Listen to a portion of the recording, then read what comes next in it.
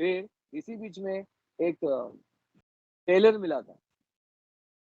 Taylor ने कुछ वस्त्र लेके उनको भगवान को और कृष्ण बलराम को वस्त्र सिला के दिए थे और कृष्ण भगवान उसको वर दिए थे। मैंने जो लीला बोलने वाला हूँ, बहुत ही इम्पोर्टेंट लीला है। आप श्रद्धा से सुनिएगा। उनका नाम था माल्यकार, माला बनाने वाला।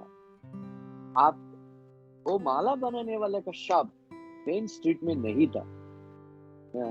थोड़ा अलग से थोड़ा डिटूर करके अपना रास्ता बदल के कृष्ण को एक गली में घुसना पड़ा उसको मिलने के लिए।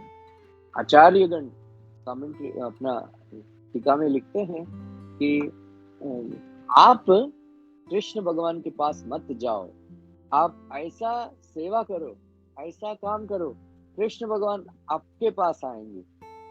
हम भगवान के पास नहीं जा सकते हैं। कृष्ण कृपा दिखा के, कृपा करके, दया दिखा के हमारे पास आना चाहिए, हम वो आएंगे।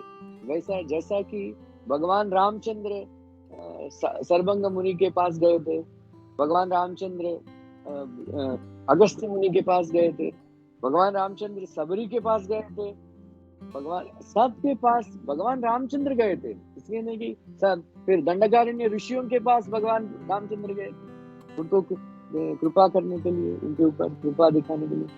इसलिए ये बहुत ही इम्पोर्टेंट लीला है। सुदामा, उनका नाम था सुदामा। ये सुदामा अलग है। सुदामा अपने हर दिन उनको सुनाई पड़ी कि कृष्ण और बलराम के बारे में वृंदावन में कैसा लीला कर रहे थे। फिर उनको समझ में आया कि वो भगवान है। उनकी मथुरा में रह रहे हैं, इसलिए उनको पता चला कि वो भगवान है। इसलिए उन्होंने कृष्ण और बलराम का एक पिक्चर रख के हर दिन माला पहनाते थे वो पिक्चर पेंटिंग को, और पूजा करते थे भगवान। फिर आशा करते थे कि कब आएंगे कृष्ण बलराम, कब आएंगे, कब आएंगे, कब आएंगे। तो उत्कंठ से, बहुत ही उत्कंठ से वो भगवान भगवान के लिए इंतजार कर रहे थे वो। फिर भगवान सबके हृदय में विराजमान है, इसलिए उन्होंने उनका इच्छा उनका इच्छा जान कर उनको, इसलिए उनका उनको वर प्रदान करने के लिए कृष्ण और बलराम अपने आप अपने सुंदर अपने पैरों से, चरण कमल से उन्होंने सुदामा के पास गए थे, उनके शाप के सामने खड़े हो गए थे। फिर सुदामा देख के आश्चर्यचकित हो गया, अरे क्या है इतना, अरे मेरा आराध्य दैव आ गए करके तुरंत उन्होंने कृष्ण और बलराम को देख के दंडवत प्रणाम कर दिया। फिर उनका आंखों से अश्रु निकल रहे थे, आनंद बाष्प बोलते हैं, आनंद के अश्रु निकल रहे थे और उनका शरीर पुलकित हो गया। आज मेरा जन्म सिद्ध हो गया, मेरा दिन पवित्र हो गया, मेरा जन्म पवित्र हो गया, मेरा पूरा परिवार पवित्र हो गया कि मेरा इष्ट दैव, आराध्य दैव स्वयं चल के अपने पास आ गए हैं करके। फिर उन्होंने कुछ देर के बाद अपने आप को संभाला और कृष्ण और बलराम से पूछे हे भगवान कृष्ण, आपको क्या सेवा कर सकता हूँ मैं?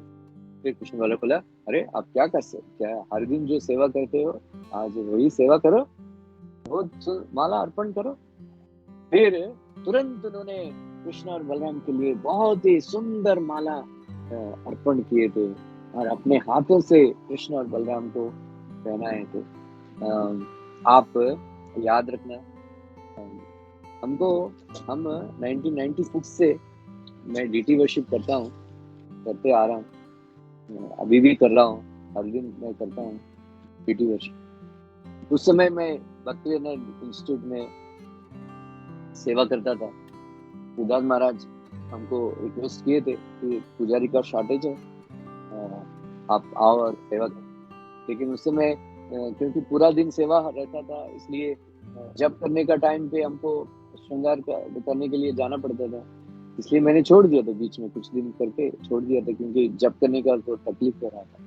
इसी बीच में जब सिद्धार्थ महाराज हमको रिक्वेस्ट किया, तो मैं सोच रहा था, इसी बीच में मैं प्रभुपाद जी का एक कोट मैंने पढ़ा था। वैसे तो 2 कोट्स मैंने पढ़ा था। एक है, आप लोग याद रखना, प्रभुपाद जी ने लिखा था कि हर दिन कृष्ण को श्रृंगार करते रहो, कृष्ण को श्रृंगार, राधा कृष्ण को श्रृंगार करते रहो। एक दिन ऐसा आएगा कि कृष्ण मुस्कुराएंगे, कृष्ण मुस्कुराएंगे, और उस दिन आपका लाइफ परफेक्ट हो जाएगा। ऐसा फिर मैंने इम्प्रेस हो गया, अरे मैं तो ट्राई करना चाहिए मुझे। ऐसा करके मैं सोच रहा था, मैं हर दिन ड्रेसिंग करूंगा, फिर एक दिन मुस्कुराएंगे भगवान। एक दिन एक प्रभुपाद जी डिसाइपल आए थे, वो अनफॉर्चुनेटली वो क्लास में नहीं बैठा था, लेकिन एक माता जी हमको बता रही थी, उन्होंने क्लास में बैठी थी, उन्हें बता रही थी, आज राधा रास बिहारी, आज राधा रास बिहारी बहुत इतना मुस्कुरा रहे हैं, जो पुजारी उनका ड्रेसिंग किया, उनका लाइफ परफेक्ट हो गया। ऐसा करके बताया, बोलते क्लास में। मैंने सोचा